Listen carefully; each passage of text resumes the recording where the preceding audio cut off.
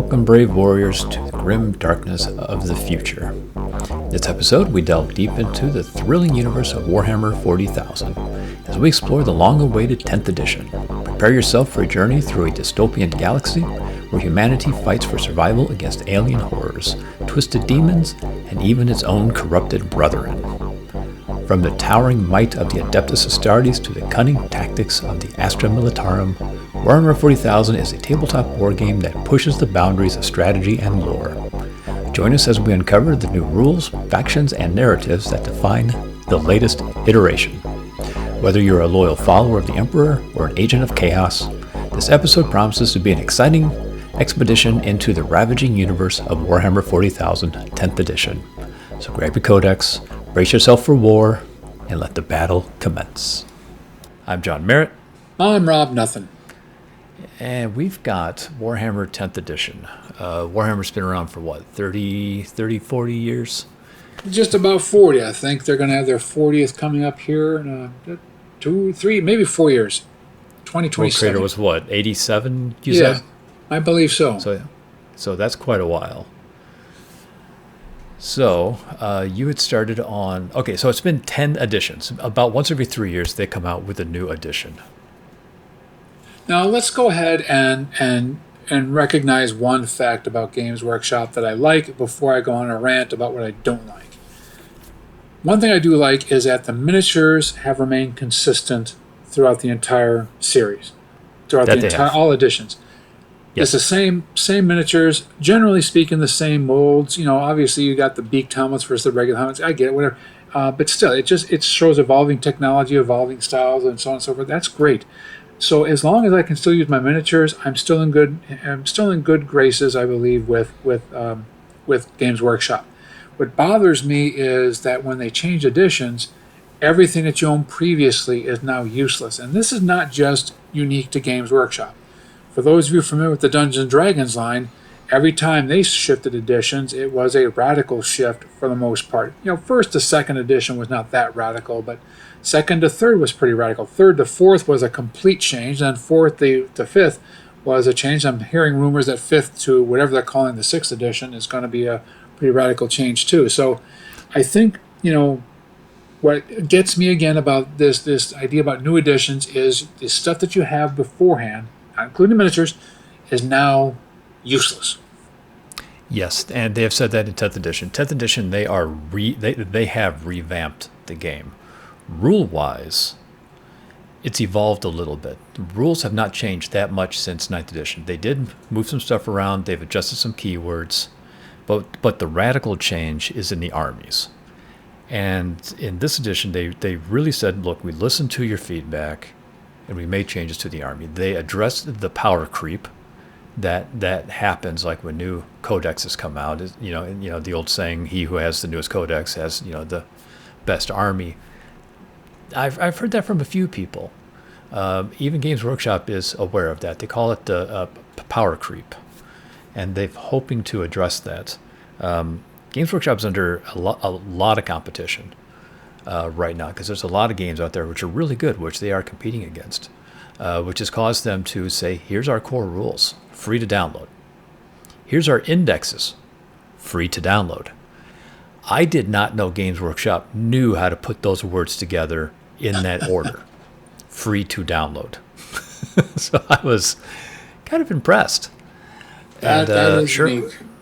Yeah, and sure enough, they have the data cards. They said everything you need is on the data card. Everything for that unit on the data card. No more having to flip through 3 different books trying to figure out how this one unit works. They simplified the point system. This unit cost this much points. That's it. 10 guardsmen, 65 points. Done. So they kind of pulled a page from the Age of Sigmar. So it makes putting together an army so much faster and easier.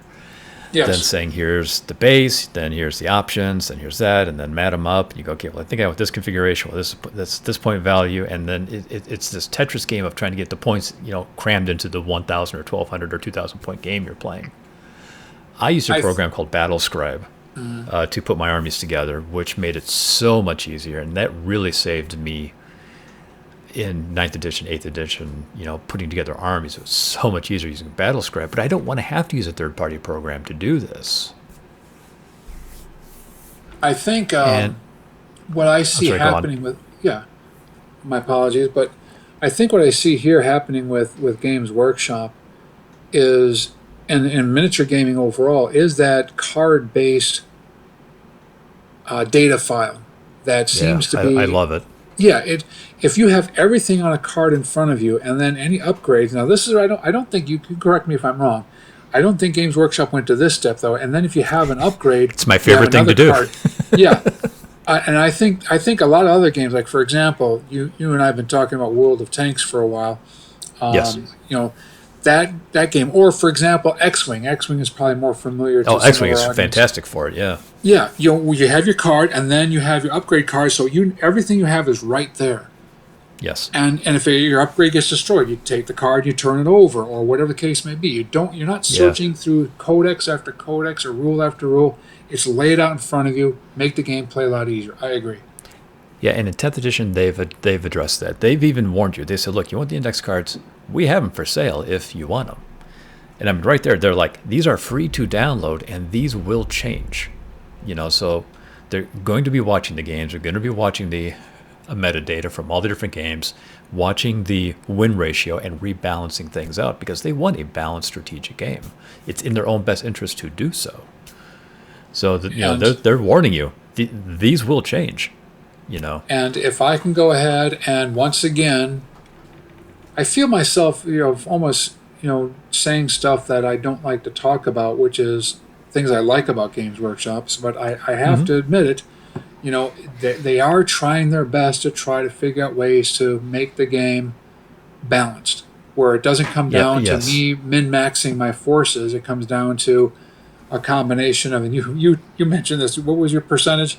What was the percentage of dice versus strategy? What you said? Oh, I think it was like 60-40 or something like that. Yeah. Where it's like 60% strategy. Where the biggest, I think, strategic part of the game is where your gambit move, where your guys are set up on the field, facing your opponent. Who's up against whom? Who's facing who? And that initial game, because the game's only about 5 turns. That's it. So it's pretty important where you place your guys and which guys are in front of you. I would agree. So yeah, I mean, a lot of it's strategy with a fair amount of the dice in it, because that's half the fun. Rolling the dice and going, I hope I hit. Or in my case, I hope that I score at least one hit. Oh my gosh, dude, I have never seen such. Yeah, statistically, that's impossible. But anyway, moving on. So the core rules are free to download. You go to warhammer-community.com. Everything's there. So we start off with this really cool picture of the Emperor, which I absolutely love, going all the way back to Rogue Trader. I have the introduction. They've gone back to a 5-phase turn. You have the command phase, your movement phase, shooting phase, charge phase, and fight phase.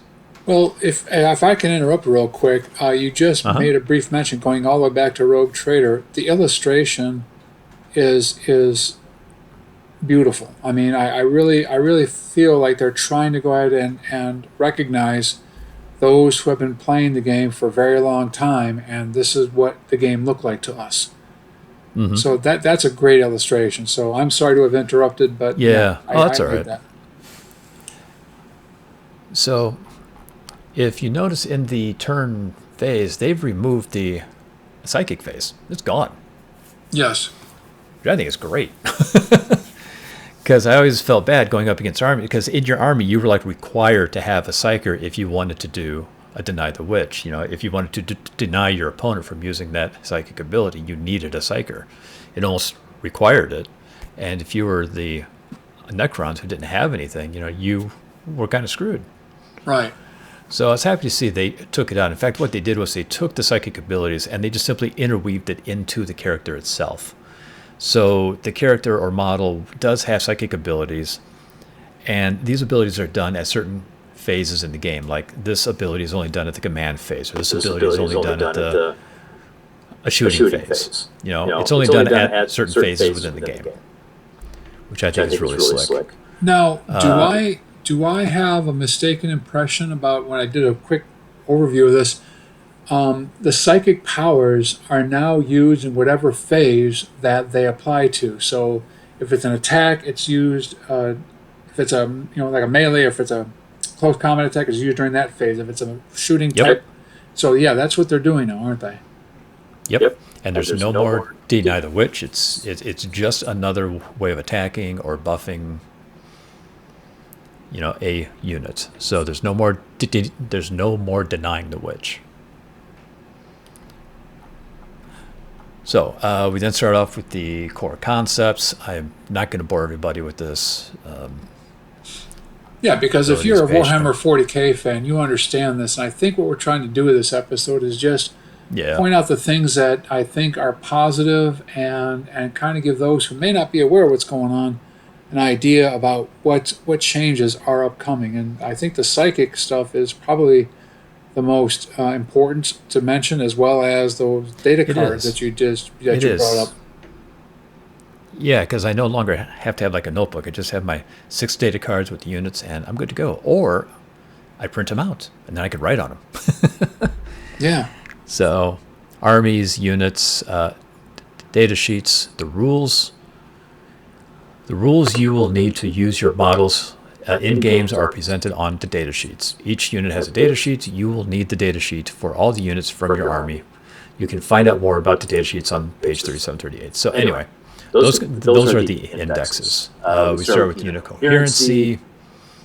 If it's a 5-unit army, you need to be 2 inches apart. If it's greater than 5, you need to be 2 inches within 2 other models of 2 inches. And one of the things they did, which I really like, is they added in a summary at the end of whichever rule they're talking about, of like, here's just the bullet points, which I love. So everybody knows about that. Has not changed.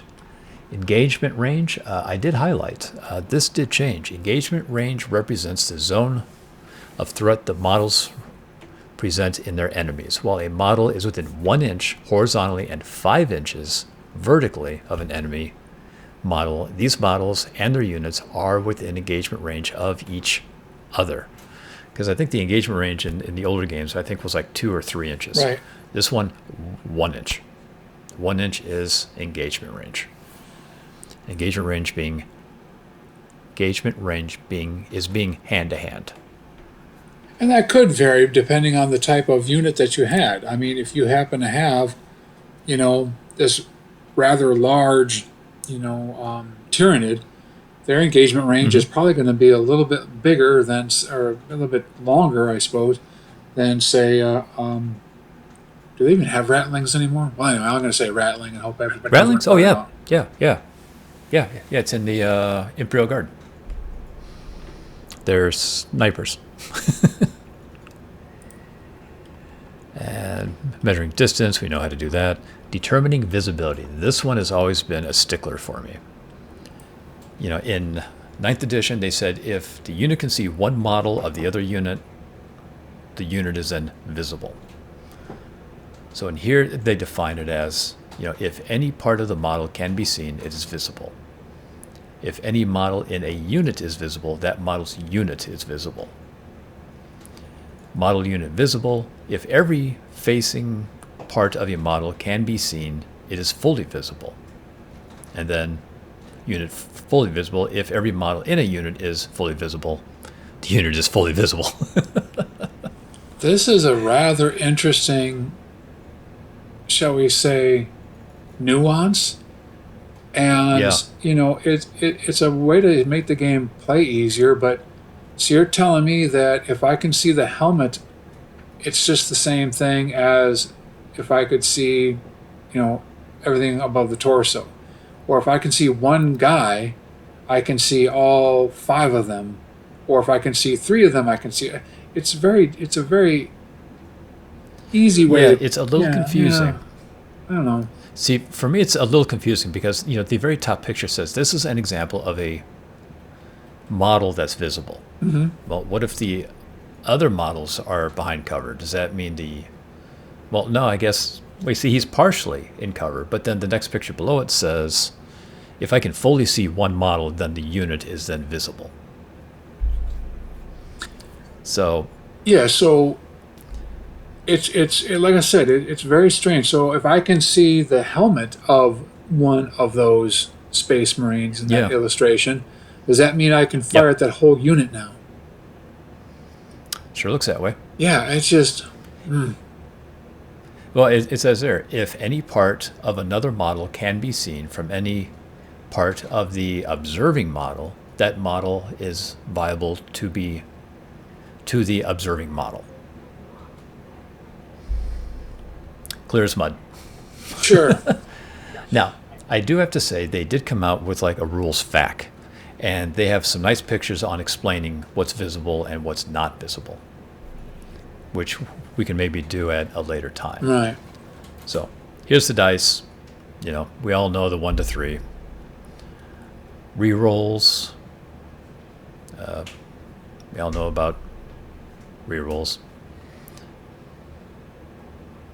Modified dice. The dice can never be rerolled more than once. You must reroll a dice if several need added together. Blah blah blah.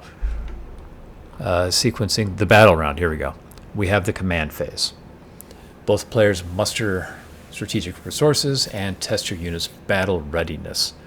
Now, they're doing shock a little bit differently, where you have a broken unit where they fail morale.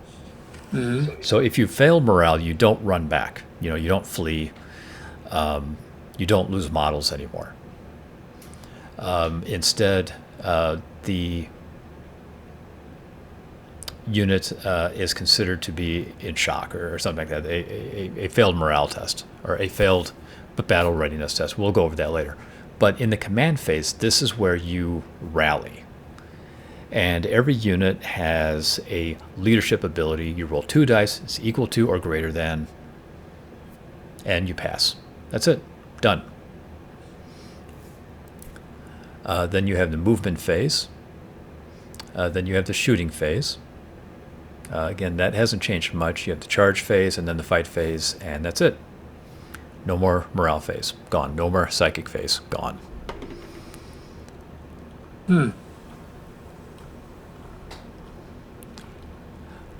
This is different also. The command points.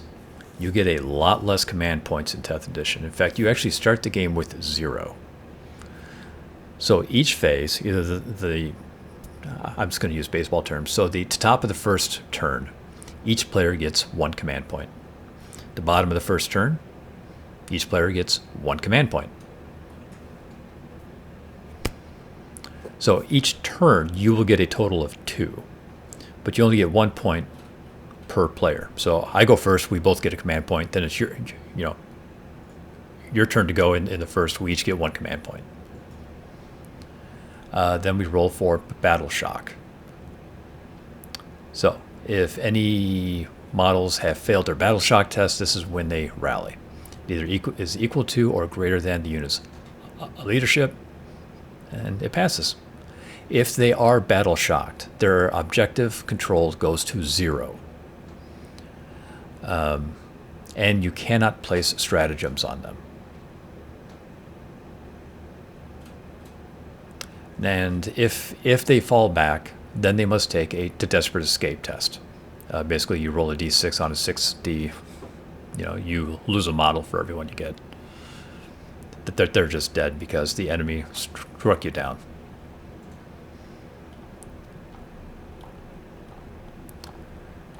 We have starting strength and below half strength. These are important as well. So if a unit has a starting strength of 1, then it is said to be below half health, while its remaining number of wounds is less than half of what its wounds characteristic is. So the number of models the unit contains when it is added to your army is known as its starting strength. So if you have a unit of 10 guardsmen, you have a strength of 10. If they fall below half strength, then you get some modifiers to a leadership role. You can now attach characters to units. Where in 9th edition, everybody was their own little unit. You can take a leader now and say it is a part of this unit. That's a really nice thing they did. Movement phase, that has not changed.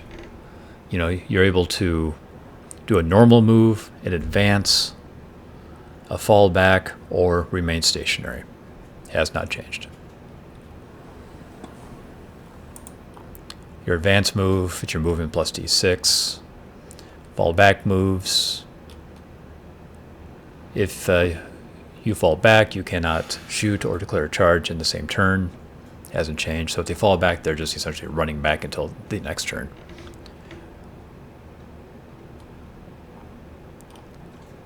Moving over terrain, again, So- that has not changed much. It appears to me like these games will probably last longer. As we're Why is looking that? as we're looking at these, and I'm not saying this as a criticism. I'm just thinking that as I look at this, if I'm reading the new rule right for Battle Shock, unlike before, where if you rolled your morale test or your leadership test, and you actually could lose units right off the bat for failing, it looks like this one you don't lose it Right. unless you fail a second desperate escape. Correct. So this might cause the battles to last a little bit longer, as units don't just disintegrate when they reach their half strength. Right. I'm thinking orcs, I'm thinking guardsmen, I'm thinking tyrannids that have, these just massive, numbers of troops, where you have tyrannids who have a unit of like 20 and orcs that have, 20 or 30 models in there. Right. Swarm units. Yeah. It's going to be a little bit harder to root those guys out. A little bit. And movements and advanced movements. Moving over terrain hasn't changed. There was some confusion with the flying, but that got fixed in their rules fac. I guess some people had some questions over that, but essentially it hasn't changed. Move up to the building, up the building, and then over. You count the inches. You count the inches. But it's still basically hopping, isn't it? Pretty much, yes. Yeah, that bothers me a little bit, and always has. It is a simplification, makes the game easier to do, but in essence, you kind of just call your flyers, as hoppers, kind of like chickens just jumping from one place to another. Chickens, a little bit. Yeah. I mean, any terrain feature that is 2 inches or less is not considered something you have to jump up on and then move over and then count down. You're able to freely go over it. So it's only like buildings or ruins or things like that.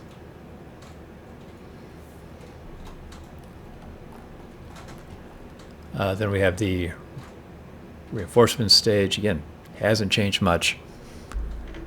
When they come in, they count as having moved. That their rules have not changed for reinforcements. Transports have changed. We've got a friend of ours that absolutely love these new rules, because in 9th edition, you could only disembark if the transport hadn't moved. Right. So you would disembark and then move the transport. And he's like, well, why can't they, move the transport and then disembark? I think that was me. Well, in 10th edition, you can. It was you and Todd. Yeah, because this gets the whole idea of motorized infantry or mechanized infantry is the ability to go ahead and move and then disembark. Now, there could be a speed requirement that that might be considered, but maybe it's not.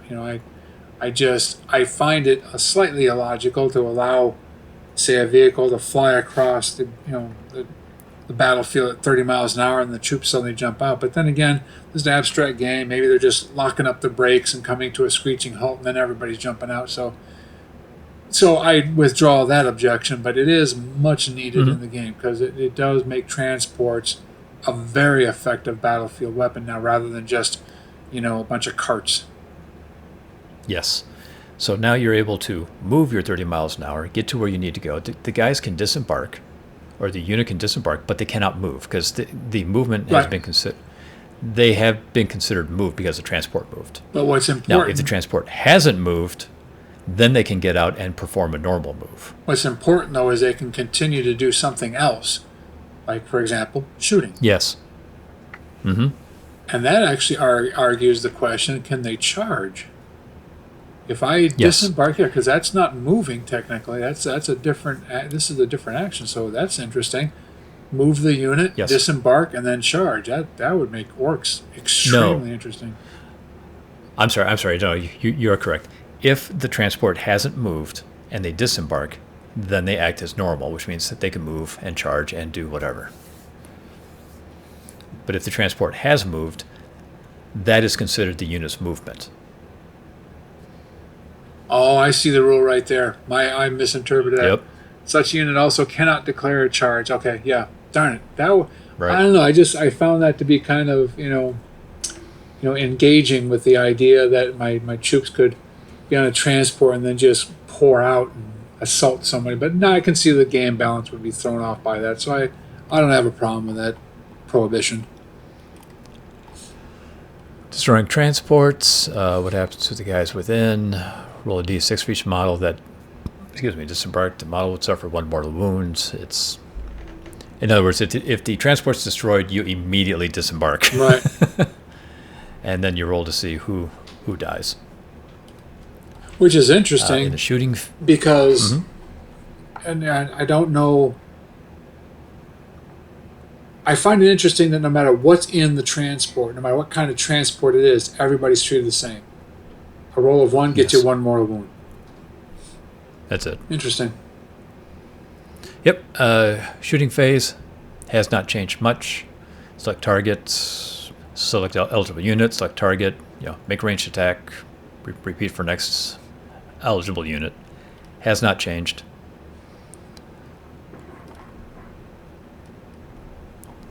Making ranged attacks.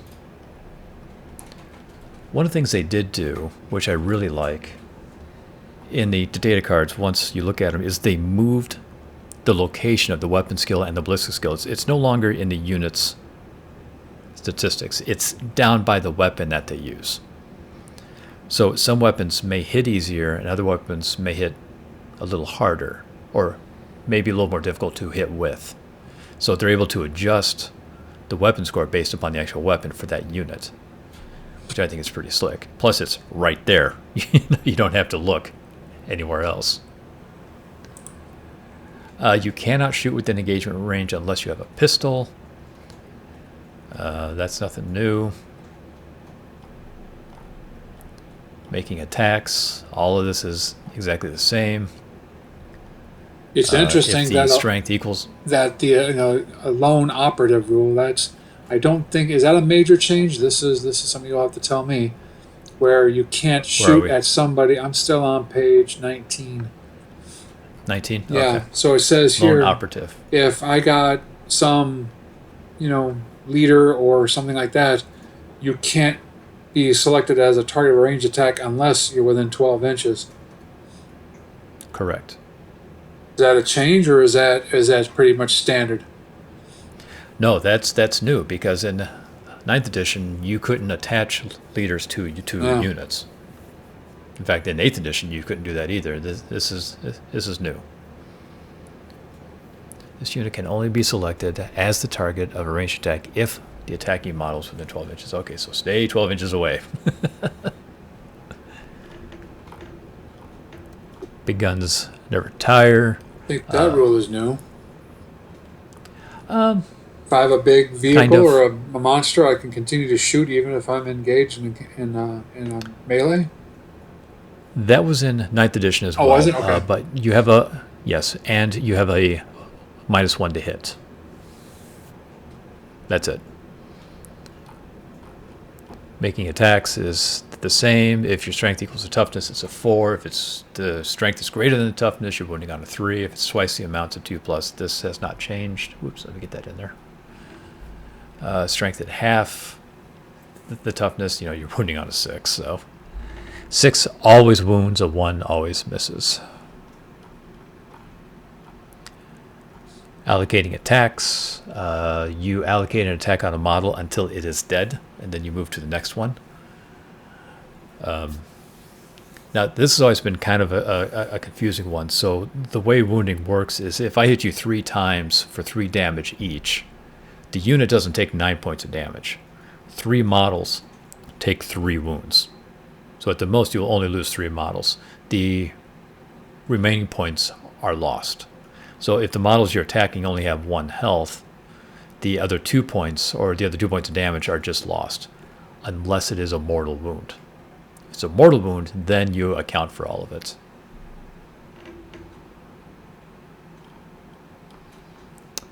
And then saving throws. A saving throw can never be improved more than +1. That might be a little bit different. Here it is. Critical wounds, unmodified wound roll of a 6 is always successful, and unmodified wound roll of 1 always fails. A wound roll can never be modified more than -1 or +1. Now that was also in 9th edition, and that's important because there are stratagems that can adjust that.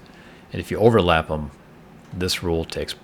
I'm not sure which rule takes precedence, but I would think that this would, because it simply says a wound roll can never be modified more than -1 or +1. I wonder if that's the same to hit. Yeah, a hit roll can never be modified by more than -1 or +1. That's an interesting point, because I was watching one video of a guy. He was talking about, I think it was the Imperial Guard. He was saying, I think it was the field ordnance weapons, where like if they don't move and if you play this one stratagem, they will be hitting on a 2+. And I was thinking, I don't think so, because there's this rule here that says a hit roll can never be modified by more than -1 or +1. So that's something we have to keep in mind when we play. Then there's the invulnerable saves, the saving throws, all of that hasn't changed. 90% of the rules really haven't changed that much between 9th edition and 10th edition. Yeah, but the ones that have, I think, are fairly significant and do result, and may result, I should say, in a longer game. I'm not saying it's a bad thing. I just think that that's possible. Oh, sure. Happens. Yeah, no, I'm interested to actually play this and see how it flows. A friend of mine did play it the other night, and he told me about it. He says, yeah, the game took longer, but only because we didn't know the rules. We were looking things up. Right. The feel no pain rule. Each time a model would lose a wound, roll a d6. It was equal to or exceeds the X, the value. The wound is not lost. A deadly demise. This is one that should be highlighted, buffered, underlined, italicsed.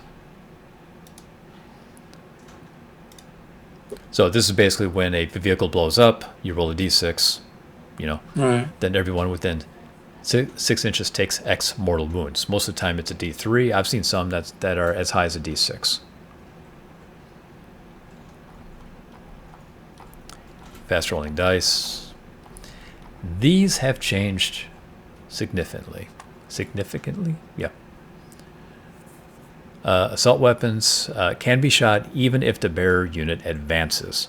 This is new, because before, in 9th edition, it was, if it was an assault weapon, I could still advance, but I'm attacking at a -1.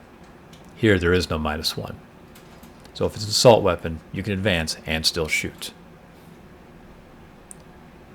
Rapid fire. Increase the attacks by X when targeting units within half range. Before, it was a multiple.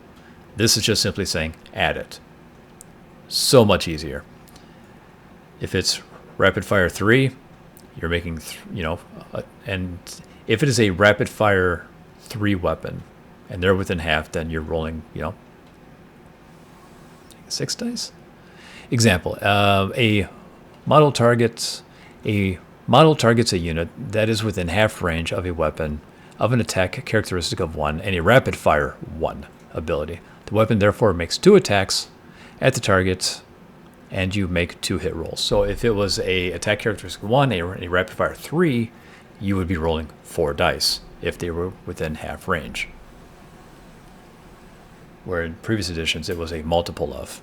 I like this a lot better. And we have the ignored covers. We have the twin linked. Pistols can be shot even if you're in engagement range.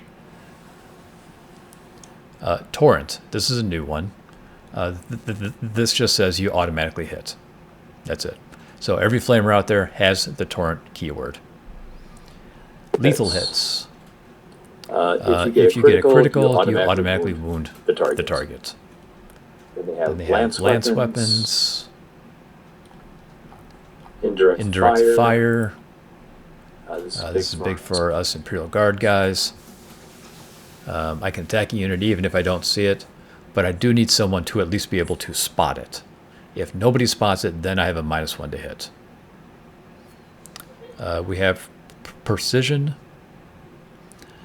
When attacking an attached unit, the attacking model can have the attack allocated to a character. That's for your snipers. Snipers, yep. Blast weapons have changed again. Don't know if I like this, but we'll see how it plays out. So it says add 1 to the attack characteristic for every 5 models in the target unit, rounding down. Can never be used against a target that is within engagement range. Yeah, no dropping grenades in the middle of engagement range. But I think this is so much easier. So if you're attacking, or if you have a weapon that is being blasted at a unit of 12, you're rolling two extra dice because it says rounding down. Done. It's so much cleaner. Yeah, I'd have to see that in play because to me that seems to be almost downgrading those blast weapons and making them less effective. But again, I'd have to see that in play before I make a final determination. Sure. Yeah, no, a lot of this I really would like to see in action to see how it plays out. We have the melta weapons, increase the damage by X when targeting a unit within half range. Heavy units. This is important. Heavy is important because there's a lot of heavy weapons out there. It says add 1 to hit rolls if the bearer unit remains stationary this turn. Which then goes back to the rule that says you can only adjust it to hit by a maximum of +1 or -1. So if my heavy weapons don't move, my hit modifier has been changed because I remain stationary. So if I play stratagem on them, I don't think I think it would be useless because of that previous rule that says I can only make an adjustment of +1 or -1. What do you think?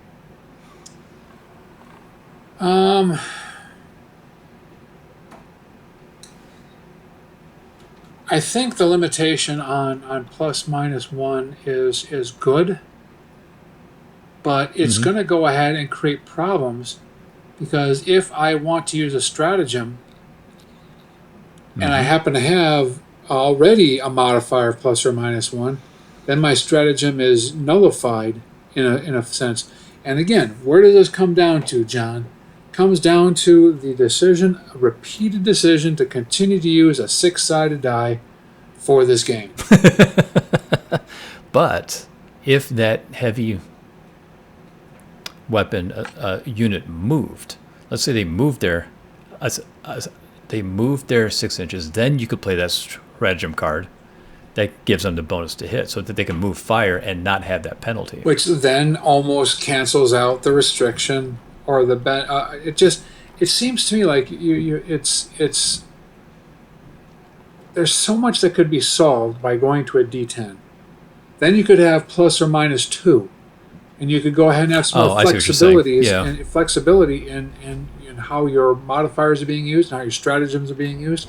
By just blanket saying, "Oh, you can only do +-1," I understand that you only have a 6-sided die, but let's graduate. Let's move beyond the 6-sided die and try to go ahead and, or if nothing, maybe use 2 different or dice. An 8-sided die, actually. Right, yeah, I mean, there are options. There's a lot of dice that are out there.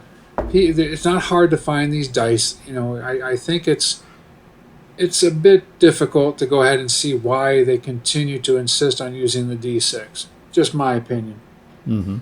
Oh, sure. Sustained hits. This is a new one. Each critical hit scores X additional hits Let's on the not target. forget the illustrations. I love the illustrations on 27. Oh, I'm sorry. Let me jump back. Oh, yes. All the different weapons. Weapons of war. Yeah, these are pretty cool. I don't like the missile launcher. It looks too modern. I like the original Rogue Trader missile launcher. It looked like some sort of weird bird.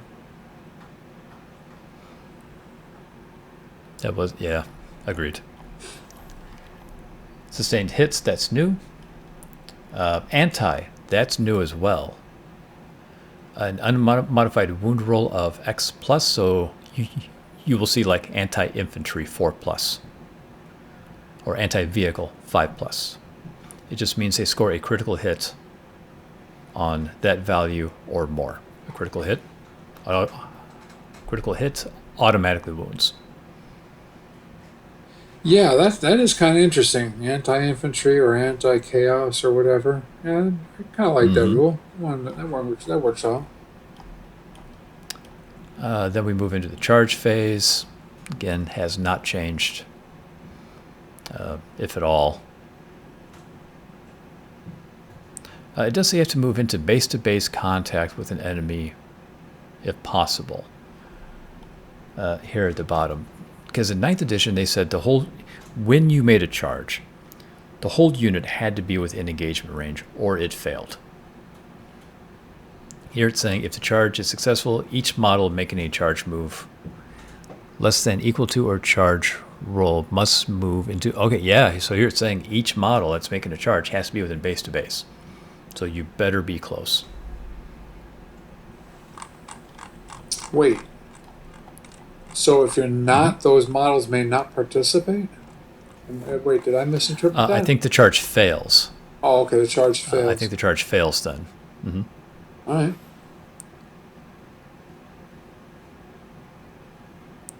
Move possible charge moves. Yeah. Charging over terrain. Yeah, run to the edge, gown up, move across.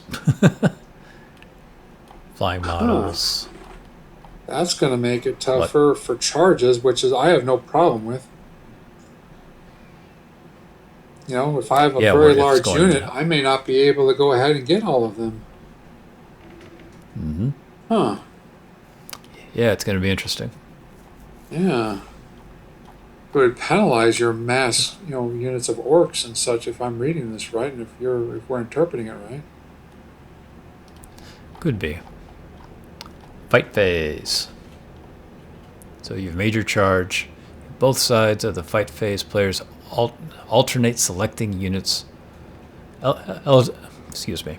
If both steps of the fight in both steps of the fight phase, players alternate selecting eligible units from their army, one at a time, starting with the player whose turn is not taking place. That's important. And fighting with them. Note that a player cannot pass or opt not to fight when they have one or more eligible units that could fight. They must select one of them to fight. I believe the only difference with that is if you charged. And some units have the fight first rule. You fight, you pile in, make melee attacks. Maybe I'm making that up. Maybe I'm seeing something here. So in the charge phase, because I didn't see anything that said, charge models fight first. No. You have to have the fight first ability, it looks like. Yeah, I think they may have changed that. Yeah, look at it. If you read this correctly, in both steps of the fight phase, players alternate selecting eligible units from the army one at a time, starting with the player whose turn is not taking place. So if you charge me, I get, unless you have fights first, I get the first attack as a defender. Interesting. Now that's going to be... Oh, wait, here it is. In both steps, a unit is eligible to fight if either or both of the following applies. It is within engagement range of one or more enemy model units. It made a charge move this turn. It just means it can fight. It doesn't mean it fights first. Good point. You can fight more than once. No, you're right, buddy. Yeah, unless we missed something, Yep. it doesn't. It looks like what they're doing is trying to make hand-to-hand combat less of a go-to. I mean, if you have a unit that's really tough and really good, weapon skills, you can probably take a chance now. But this is supposed to be a modern battle, and going into hand-to-hand combat should be risky for the attacker. I mean, think about the games of Flames of War we've played where, the attacker tries to rush across the battlefield to engage the defender and gets wiped out halfway there. Mm-hmm. So that might be what they're trying to do. Yeah.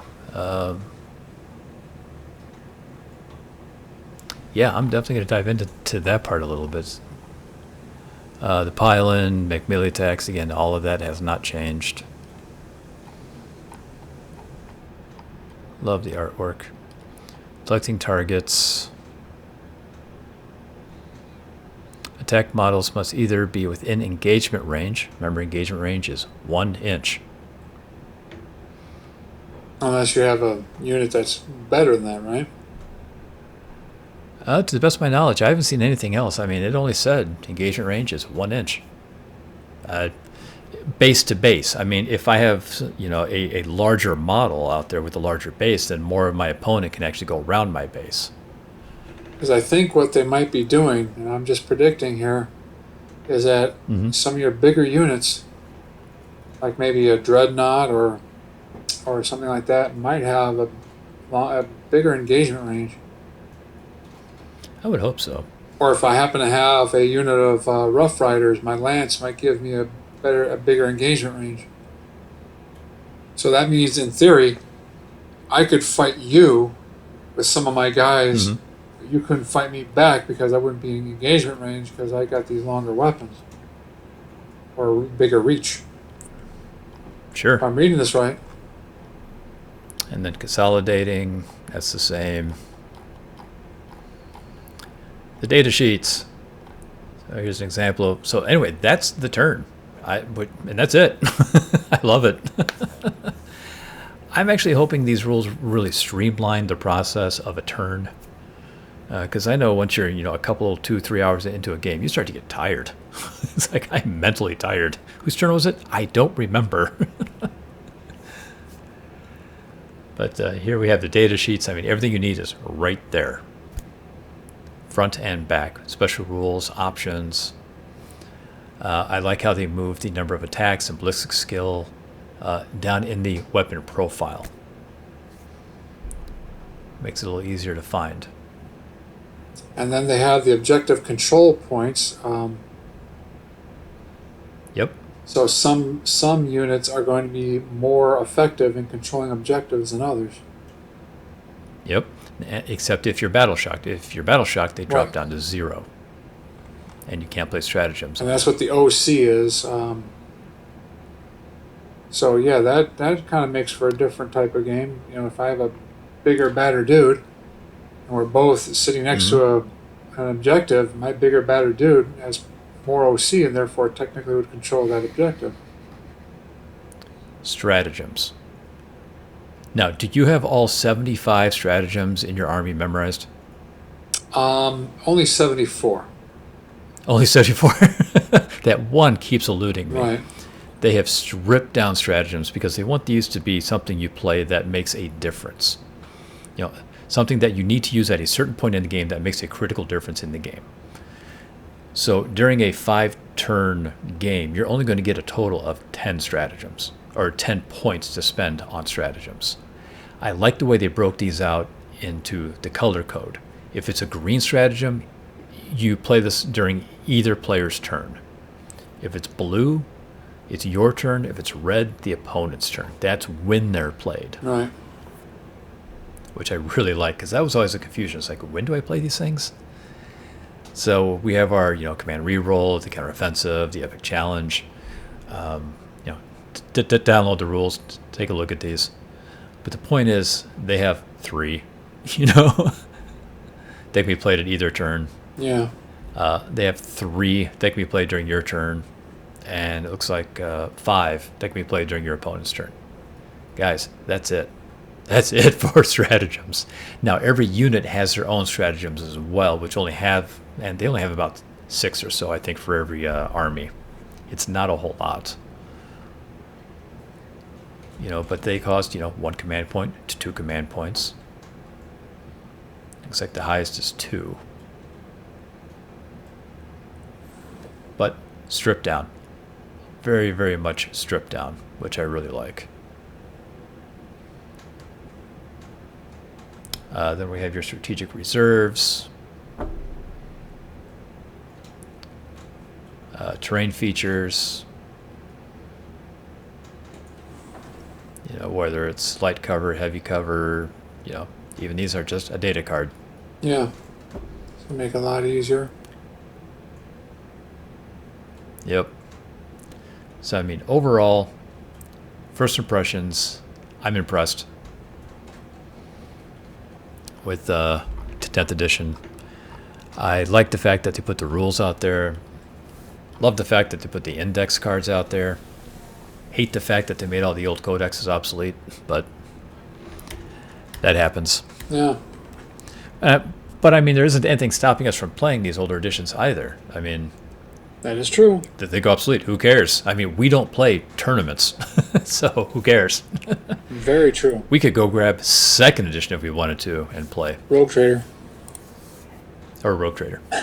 I'm not putting together an army for Rogue Trader. Oh my god. I would need a slide ruler for something like that. And then they got aircrafts mustering your army. This is a good one as well. In 9th edition, they had formations. They had many different formations: a patrol, and a vanguard unit, a battalion, super heavy, blah blah blah. Here they have. You can select 3 of any one model. That's it. That's the restriction. Yeah. You do have to have a leader, and you can only have 1 epic leader. Well, those are the only is conditions. that a new classification, epic leader? Yes, it is a new classification because you have things like Gilliman or like named characters. Like I have the Eldar that have a Jane Czar. I can't have 3 Jane Czars on the field. I can only have 1. Gotcha. But no more fast attack, no more troops, no more... Oh, I'm sorry, unless it's a battle line unit. If it's a battle line unit, you can have up to 6. That's it. So if it's a battle line unit, you can have up to 6 of them. Everything else, 3. That's it. Done. Simplified. Makes putting together an army much simple, much faster, yeah.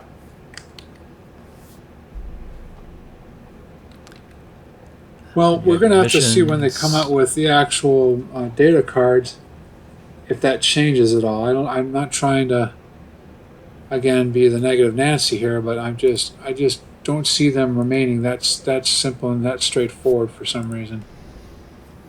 The army, yeah. Or the which part? Well, the mustering your forces. It just seems too simple for Games Workshop, a Games Workshop game. I don't see that changing. What I'm really concerned about is when they start coming out with the codexes, because every army has an army ability or a detachment ability. And I can see the codexes coming out with having multiple detachment abilities, which then changes the dynamics of the game. However, I do find the step-by-step nature a lot less confusing than it ever has been, because now it's just like, okay, this is what I do to get my army together. So that I'm going to go ahead and give them that much. Step 1, 2, 3, 4, 5, 6, and you're done. So that would make it a little bit easier. Done. Yeah.